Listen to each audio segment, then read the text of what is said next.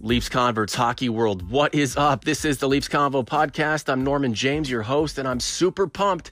It is opening night for the Maple Leaf season, one that could go down in the history books as maybe their best ever. Do we know if they're going to win the cup? We're not so sure, but there's only one way to find out. Drop the puck and let's start playing the games. In terms of this podcast, it's time to drop the puck on our prediction episode. Mike Augello is at Scotiabank Place, and he is raring to go. I'm ready. I know you are too. So what do you say let's pod? The Leafs Convo starts right now.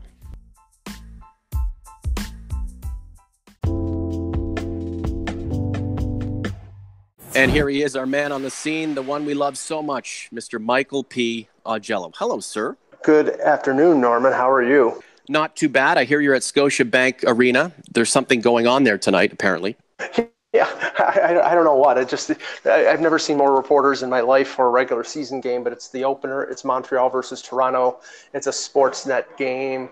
Hockey Night in Canada. So, yeah, there's just the little things going on, you know. So you heard the head coaches speak pregame, Claude Julien for the Habs, Mike Babcock for the Maple Leafs.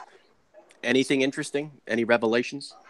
Well, the interesting thing from Claude Julien is that, a couple of veteran players like Thomas Plekanec, who has played over 900 NHL games. He was a healthy scratch, which as soon as I heard that, I thought to myself, well, this is a guy that the Leafs traded a second-round pick for last year, and he can't even make the lineup on a team that is not deep at center.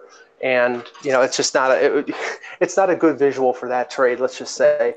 But Carl Alzner, who I think was second or third in the NHL in terms of consecutive games played, was a healthy scratch. So that was a little bit interesting for Montreal. As for the Leafs, I mean, it's Tavares' first game. It's the anticipation of what is to come.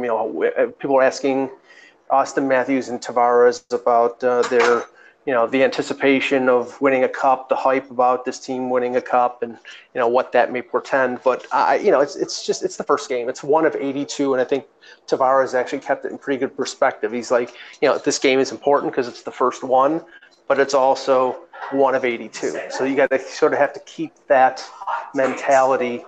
That shows the experience of John Tavares and what I think they went out and got in free agency. Yeah, John is a guy of few words, but he does his talking through his play. He leads by example. And I think he's going to be marvelous for the Maple Leafs this season.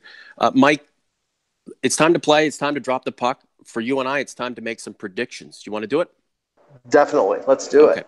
So the Leafs regular season, I have them picking up 114 points. What say you?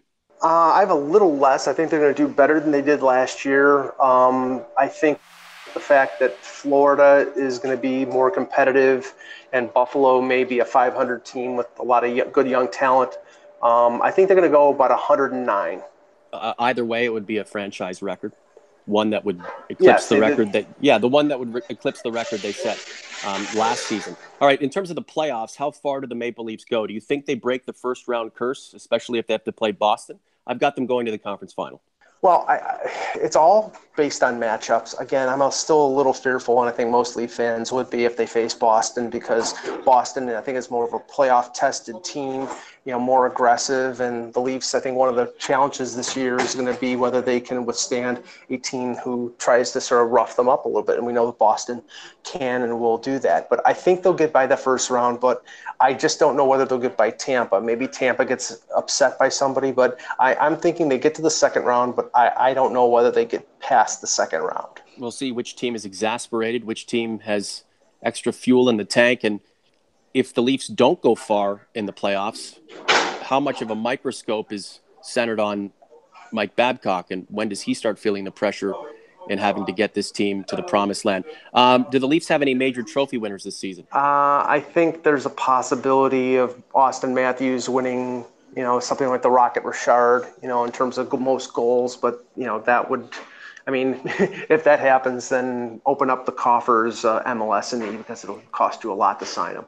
Interesting. Austin Matthews wants to be more of a Wayne Gretzky than a Mario Lemieux, right? He wants to pick up more assists. He says he does. We'll see how that turns out. How many goals does John Tavares get? I put out on Twitter 52. No one's matched me with that. That's pretty high, but, who knows? The expectations are great for him. And did he really realize his full potential on Long Island with those players? And maybe he can finally reach the potential that he's always had with an all-star group around him in Toronto.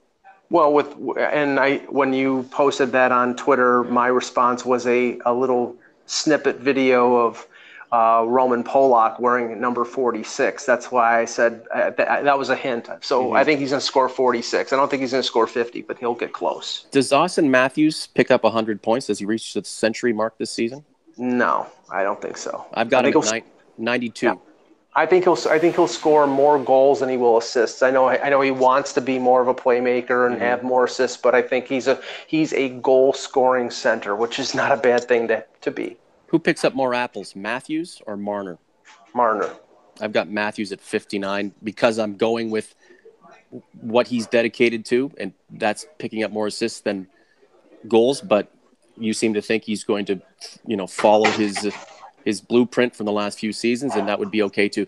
Which defenseman has a better season, Morgan Rielly or Jake Gardiner? Morgan Rielly. How come? I think he's just a better all-around defenseman, and he's going to be the point man on the number one power play, which I think means he'll get more points. Gardiner will be on the second power play and won't get as many points, but he'll probably get more 5-on-5. Does Jake Gardiner look like a new defenseman this season? It's a big one for him. He wants to make a ton more money, right? Does he look like will he take a step from a maturation perspective? Same old Jake. Wow. Really. I mean, I just have to say, it's like, he is what he is. He's 28 going on 29. I'm not saying it's bad. He's an offensive defenseman who's challenged defensively. I don't see him all of a sudden morphing into Rod Langway. He is an offensive defenseman who is average at best defensively. Tell us how you really feel. Freddie Anderson, how healthy does he stay, and how good can he be? He better stay healthy or they're in deep trouble after the events of the last 48 hours with McElhaney and Pickard going on waivers. Now, I think they're going to end up getting one of them back, because once one of those two players gets placed on waivers by either Philadelphia or Carolina, the Leafs are first in line, and they'll probably reclaim them. But I'm still skeptical about Garrett Sparks. I have to be, he's got to prove something to me that he can do what he did at the AHL level in the NHL. But I think right now, Freddie Anderson's probably going to start as many games as he did last year, and I don't think that was the plan. So I'm thinking 60 to 66 games. What's Sparks' attitude? What's his temperament? Is he a bit saucy? And, if he starts chirping post-game about, how he was brought in, or if he lets the world know how he feels, uncut, unedited, is that going to put him in a bad situation with the head coach? I think that his play will determine his standing with the head coach. The comments that Babcock made after McElhaney and Pickard were placed on waivers were, McElhaney has done great for us, and Garrett Sparks has a history with the organization, and that's why Garrett Sparks was chosen. But the thing is that he doesn't have a history with Babcock. So if he has 2 or 3 bad games, I think Babcock is going to start treating him like a American version of Jonas Enroth. He basically his mindset will be, if you play well, you've got my confidence. If you don't, then next in line. And right now, there is nobody next in line unless it's Kazimir Kaskasuo, who's never played an NHL game. Who's the surprise player on this team? I think Tyler Ennis, actually. I think Tyler Ennis is going to, he'll benefit from Nylander holding out, and I think he'll do well with Matthews and Marleau. And then once Nylander comes back, which eventually he will, I think he's going to probably go down to maybe the third line with Kadri and Connor Brown and play a different role. But I still think he is, I saw him score 20 goals 3 times with the Sabres. He's quick. He's still very skilled, and I think he's earned his spot on this team. And I think if he stays healthy, he can be a contributor. Do we see Jeremy Bracco in the NHL? Year. Nope. Not this year, no. Do we see Timothy Liljegren? Not this year, no. Unless there's a giant step forward, I think the target for Liljegren is next year. Do the Maple Leafs trade for a defenseman? Yes, I hope so. Will it be earlier in the season or around the trade deadline? I think it'll be closer to the deadline. Okay. Mike Babcock, does he stay cool throughout, or is he going to have some issues with the media?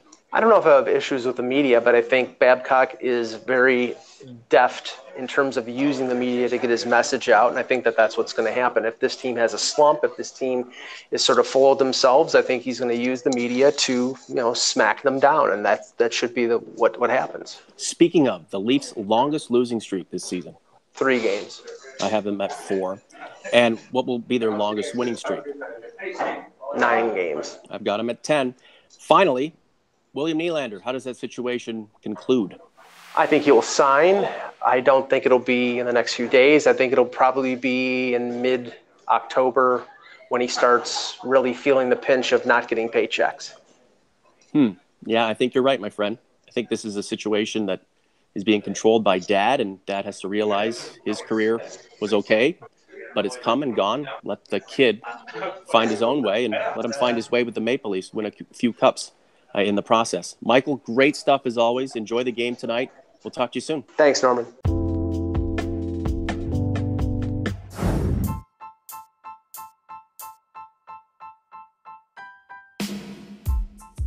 That's a wrap on our season preview prediction episode. What do you think of our takes? At Norman James TLC, at Mike in Buffalo, at the Leafs Convo on Twitter. Also holler at us in the YouTube comments section. A big welcome to Ronaldo Brown. He's going to be doing a special feature for the Leafs Convo focused on the head coach, the highest paid man in the game, Mike Babcock. For Mike Augello, I'm Norman James. Enjoy the game tonight. We'll talk to you soon. Peace. The podcast you just heard was published with Anchor. Got something you want to say to the creator of this show? Send them a voice message using the Anchor app, free for iOS and Android.